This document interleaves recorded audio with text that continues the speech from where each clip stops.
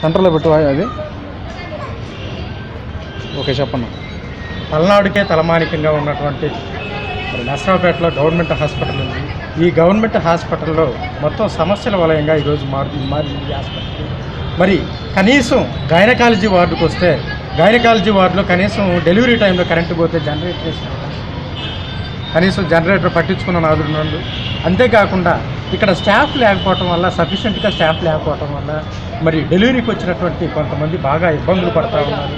ప్రత్యేకంగా చెప్పాలంటే మరి రోజుకు వచ్చేసి ఈ వర్క్ బర్డెన్ అని చెప్పేసి కొంతమంది డాక్టర్లు సిబ్బంది మీద మరి డెలివరీ కేసులు వదిలేయడంతో బయట ప్రైవేట్ హాస్పిటల్లో కూడా 3 శిశువులు ఇప్పుడు కూడా మా దగ్గర వాళ్ళకి సంబంధించిన పూర్తి ఎవిడెన్స్ ఉన్నాయి. వాళ్ళని బాక్సుల్లో పెట్టి ఈరోజు ఆక్సిజన్ మీద పిల్లల్ని నడిపిస్తున్న పరిస్థితి, కనీసం హాస్పిటల్లో పట్టించుకొని పరిస్థితి ఈరోజు ఉంటా ఉంది.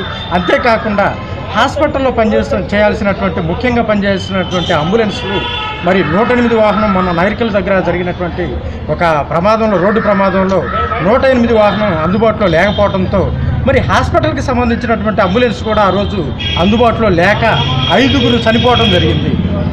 ఇది ఈ హాస్పిటల్లో కొన్ని ఇంకా లోతుగా ఇచ్చేస్తే హాస్పిటల్లో పనిచేస్తున్నటువంటి కొంతమంది డాక్టర్స్ మరి వారి ప్రైవేట్ హాస్పిటల్లో డాక్టరు హాస్పిటల్లో పనిచేయాల్సిన టైంలో మరి వాళ్ళ ప్రైవేట్ హాస్పిటల్లో కూడా ఈరోజు పనిచేయటం మనం గమనిస్తూ ఉన్నాం.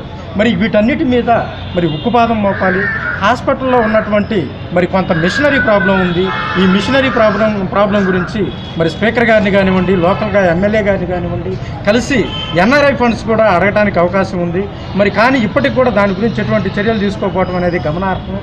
అంతేకాకుండా ఇక్కడ కంటి పరీక్ష కోసం వచ్చి శుక్లం తీయించుకున్న వాళ్ళకి కనీసం వాళ్ళకి ఇంటి దగ్గరికి వదిలిపెట్టే అంబులెన్స్ కూడా అందుబాటులో లేదు ఈరోజు.